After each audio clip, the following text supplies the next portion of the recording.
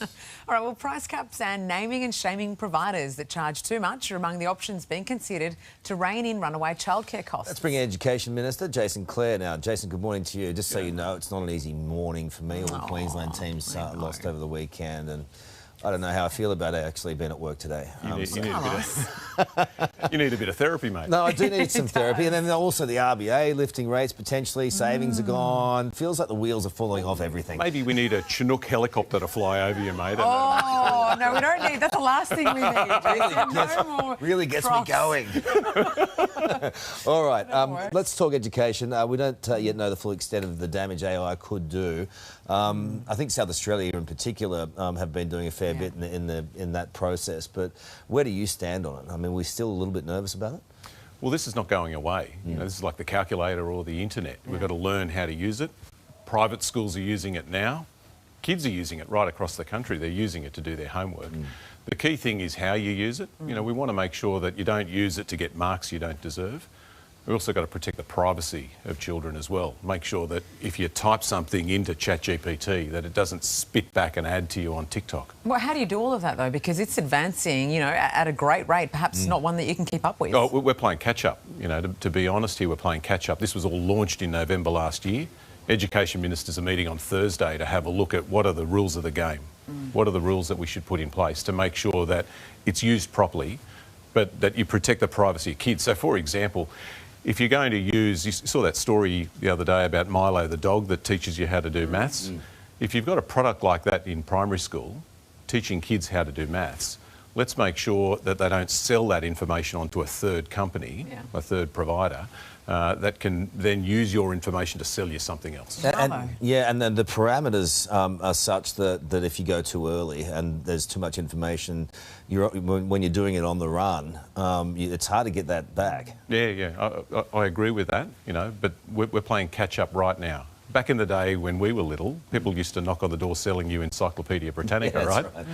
And then the internet blew that away. You know, this is a version of the internet that sort of bashes everything together, smashes it all together, does the homework for you. And if we don't get it right and it's misused, then that's not good. But if some students have got it and others don't, then that's not fair as well. So there's a lot of work. It's hard to put legislation around it though, isn't it? No, but what you can do is you can say if a school has a contract with a provider to use something in the classroom, then the rules are, the conditions are that you can't sell that information to someone else. And that's going to be ironclad. I mean, you can't guarantee it won't happen. No, that's what's got to happen, right? Who wants to see their children using technology and then having it misused? So this is one of the things we'll talk about on Thursday. Despite your best efforts, the ACCC has revealed Australians pay more for childcare than anywhere else in the world. That hasn't quite panned out the way you thought it would? No. What this report shows is that basically prices exploded between 2018 and 2022. You know, this explains why we were talking about this during the election, why this was such a red-hot issue. Prices in Australia went up by double the amount of the rest of the OECD. The childcare changes we made in July, they're having an impact. They've cut the cost of childcare on average by about 14%. So if you're on a combined income of, say, 120 grand with one child, 3 days a week, then that cuts your cost by about $2,000 a year. So that's good. But this report, Carl, says there's a lot more we've got to do, including potentially naming and shaming some of those operators that charge excessive fees. No, you go. It's that report, but it's also such a difficult time for families at the moment. So those costs, I mean, that's simply not enough. A lot of people still cannot afford, particularly in regional areas, to send their kids to childcare. This is apart from the mortgage or the rent, this is the biggest bill that a lot of families pay. And so cutting the cost for more than 1 million families is a good thing. But what this report says is there's reforms we've got to make as well. That the childcare cap doesn't really work. 4 years ago you had 1 in 10 centres charging above it. Now it's 1 in 5. That you need to name and shame the operators that jack up fees excessively. And it also suggests that we should be looking at things like direct price control. Have you got the economy at the moment? Because I think there's a great deal of nervousness, jokes aside at the start. The RBA meeting, another rate rise, and all of our savings have basically gone. Another rate rise is going to put serious pressure on Australian households. Australian families are doing it tough right now. Anybody with a mortgage is doing it tough. Anybody that goes to the supermarket knows that as well. The good news, mate, is that over the course of the last year we've seen inflation tracking down. We're also seeing wages now going up for the first time in a long time, Unemployment's low as well. You know, unemployment with a 3 in it is better than anyone expected. Petrol prices. All of that. Yeah. And I didn't mention that, but that's a fair point as well. You know, I'm not saying people aren't doing it tough. They are. But some of those big indicators are starting to head in the right direction. Look at you in your cool shoes today. I didn't even clean them, mate. Look at this guy. Yeah, they look a bit too clean. We need to stomp on them a few times. You can go. Go on. You stomp on Jason's shoes. Hang on. Look up, mate. Look up. I can't help it. I I feel like the crocodile sounds coming. Great to see. And there wasn't even a love bite joke there. No, I know. We'll save it for next time. a love bite. Hey, I like it. You're watching Today. Good to have your company. Australia's consumer watchdog has lifted the lid on the burden of childcare costs on families, revealing Australia is some of the most expensive in the world. The ACCC report found Australian parents are paying nearly 80% more than families overseas. To discuss, let's bring in mum of two and founder of Working Mama, Karina O'Brien from Melbourne. Karina, good to see you. What's your reaction to this report?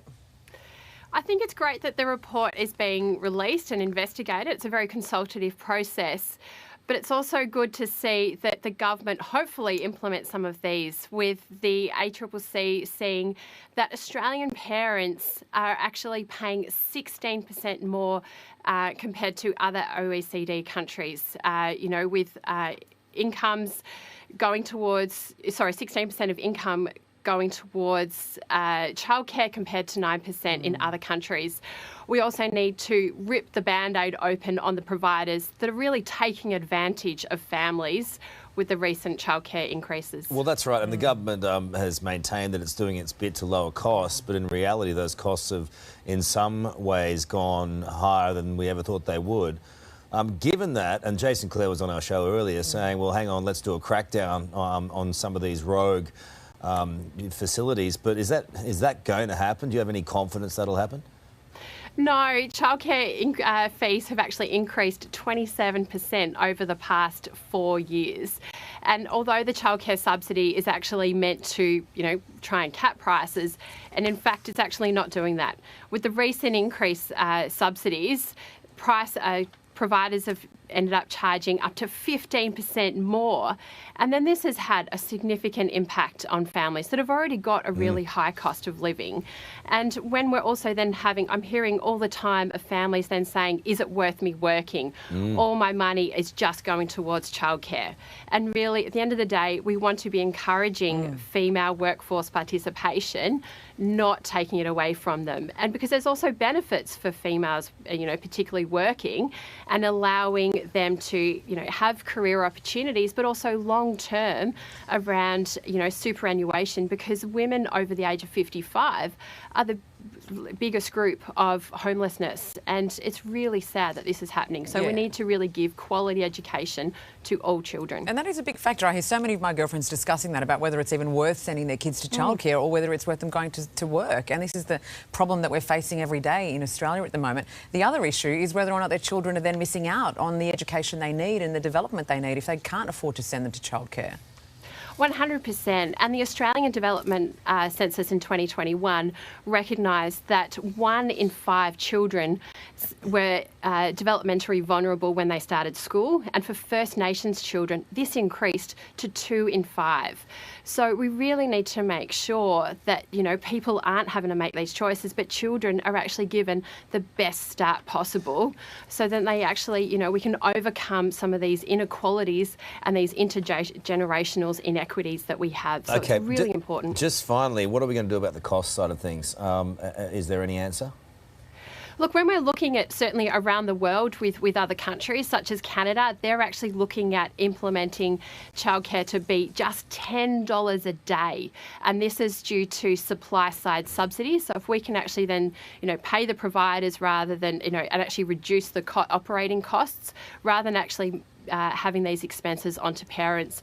We also need to also improve the support for educators, because without them we have no industry, we can't then work as well. So we really need to look at the wages and the support for educators. But what's really important is that we have universal, affordable and equitable childcare. So we, particularly in those first 5 years, because we know developmentally it makes such a significant impact that also has long-term positive impacts. Good on you, Karina. Thank you so much. Appreciate it. Karina. A lot of work to do. Still